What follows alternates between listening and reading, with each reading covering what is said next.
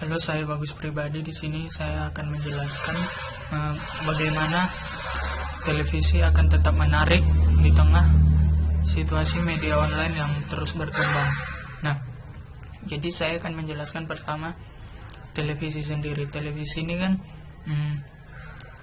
adalah salah satu media massa yang paling banyak dikonsumsi oleh konsumen, terutama di Indonesia gitu.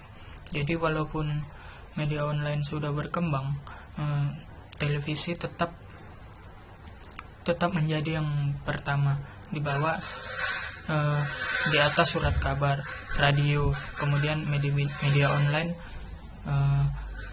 Media online yang saat ini banyaknya media massa melalui media online gitu.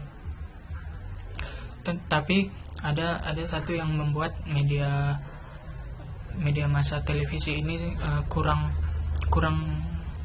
agak menurun ratingnya, yaitu adanya YouTube. Nah, YouTube ini sangat mempengaruhi televisi. Bahkan ketika televisi setelah ditayangkan, tayangan-tayangan tersebut akan dimuat dan ditayangkan ulang di YouTube.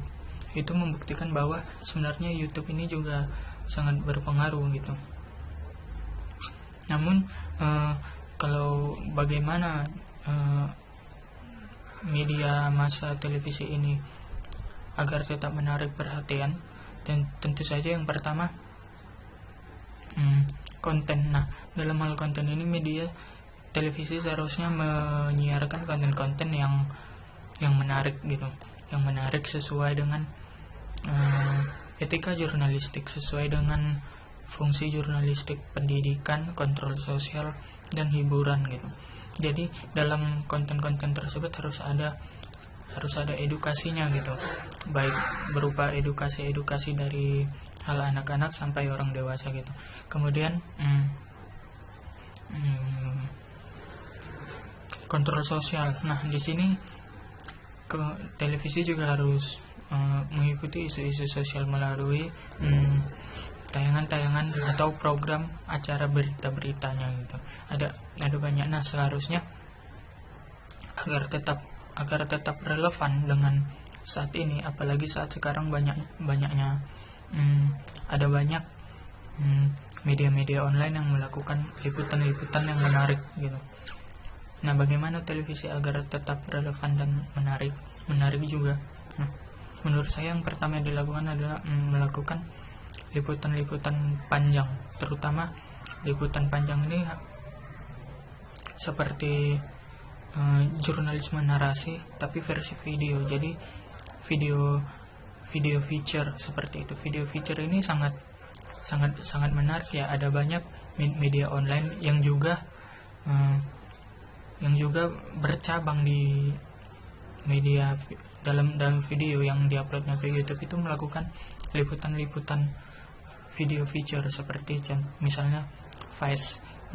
Terutama di Indonesia ada Vice Indonesia. Nah, mereka melakukan liputan melalui video dan disebut video feature. Itu sangat menarik, ada banyak human interest di dalamnya. Nah, jadi seharusnya media televisi bisa lebih dari itu dengan sumber daya manusia yang dimilikinya gitu. Jadi dengan begitu televisi akan menyiarkan hal-hal yang menarik gitu. Kemudian hiburan ini mungkin akan seperti hiburan di televisi perlu, cuma yang paling penting adalah hiburan ini harus tetap bersifat, harus bersehat gitu. Tidak ada hal atau pihak-pihak lain yang dirugikan gitu, sehingga konten-konten hiburan televisi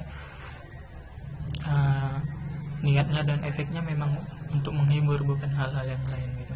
Jadi dengan 3 itu mungkin televisi akan tetap relevan untuk saat sekarang dan tetap bisa bersaing dengan media massa lain gitu. Dalam hal itu juga televisi dengan yang saya paparkan tadi bertanggung jawab atas informasi publik gitu, karena televisi ini memiliki frekuensi ini yang dimiliki oleh melalui negara. Jadi negara memberikan jangka waktu frekuensi televisi selama 10 tahun. Nah, dalam rentang 10 tahun itu seharusnya televisi ini bertanggung jawab dalam hal program-program penyiarannya untuk masyarakat, karena televisi juga merupakan salah satu informasi publik yang akan diserap oleh masyarakat seperti itu. Jadi televisi seharusnya dengan menggunakan frekuensi publik, mereka tidak mengkhianati masyarakat, karena itu milik publik dan itu tidak bisa dibantah lagi. Karena misalnya kalau YouTube gitu, ada siaran YouTube yang tidak bermanfaat, itu bukan frekuensi publik, itu adalah akun pribadi. Paling banter YouTube, kalau YouTuber kalau memang sudah keterlaluan hanya bisa terkena UU ITE. Tapi kalau televisi, dia memakai frekuensi publik,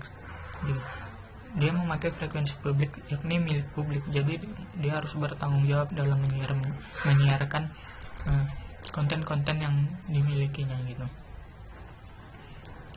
Sekian dari saya, terima kasih.